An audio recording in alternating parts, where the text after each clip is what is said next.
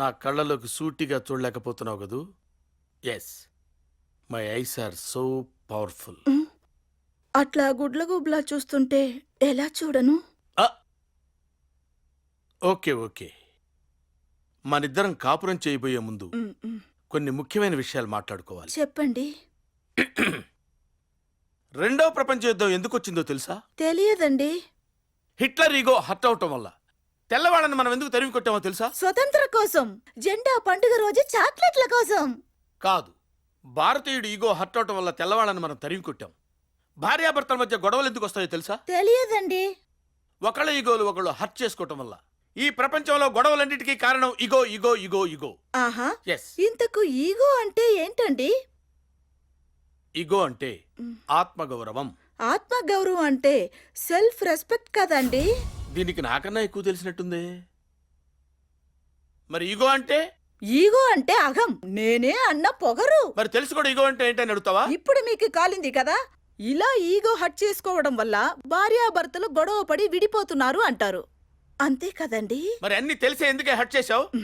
మీరు థియరీ చెప్పారు, నేను ప్రాక్టికల్ చేశా. మీరు చెప్పింది నాకు బాగా అర్థమైందండి. ఇది పెద్ద దేశముదురు, దీని పొగరనసాలి. చెప్పండి, ఆగిపోయారేం? ఇక నుంచి మనిద్దరం ఒకళ్ళ ఈగోలను ఒకళ్ళు హర్ట్ చేసుకోకూడదు. అలాగని ఈగో చంపుకుని బతకూడదు. ఇద్దరం కలిసి ఒక ఒప్పందానికి వద్దాం. ఒప్పందమ్మా? ఏంటండి అది? ఏం లేదు, వారంలో 7 రోజులు ఉంటాయి కదా. 3 రోజులు నువ్వు నన్ను డామినేట్ చేయి, 3 రోజులు నేను నిన్ను డామినేట్ చేస్తా. బట్ సండే మాత్రం నో డామినేషన్, ఓన్లీ ఫ్రెండ్షిప్. ఇంతకు డామినేషన్ అంటే ఏంటండి? ఇది తెలిసి అడుగుతుందా తెలియక అడుగుతుందా? ఏమైనా సరే దీనికి థియరీ చెప్పకూడదు, ప్రాక్టికల్స్ చేసి చూపించాలి. చెప్పండి, డామినేషన్ అంటే ఏంటండి? ఒకసారి పైకిలే, నేల మీద కుక్కలా పాకు. చి, నేను చెయ్యను. నువ్వు చెయ్యాలి. అప్పుడే నా పెళ్ళాం నా దగ్గర కుక్కలా పడిందని నా ఈగో సాటిస్ఫై అవుతుంది, నా అహం చల్లారుతుంది. దీన్నే డామినేషన్ గేమ్ అంటారు. ఈ గేమ్ అంటే నీకు ఇష్టమేనా? ఎక్కడ ఇది? ఔ! హా? ఔ! ఔ! ఔ! ఔ! ఔ! ఔ! ఔ! Very good baby, very good. Come on, get up, get up. ఒక్కసారి నన్ను వాటేసుకో. ఏంటిది? అదరగల ప్రేమగా, లవ్లీగా వచ్చి కౌగిలించు. సరేనండి. రా రా. ఓహో, నువ్వు నన్ను ఎత్తుకుని ఆ మంచం మీద పడుకోబెట్టు. అమ్మా.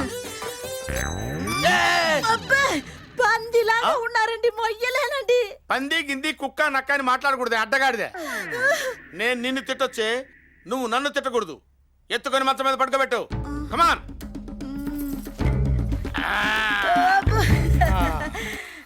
ఏంటే ఏంటి అప్పుడే పడుకుంటున్నావు? లేచి కాళ్ళొద్దు. ఏంటే విసుక్కుంటున్నావు? ఏ పని చేసినా నవ్వుతూ చేయాలి. నవ్వు. ఎడంకాలి చిటికిన వేలు కొంచెం దురదగా ఉంది, గోకు. నవ్వుతూ.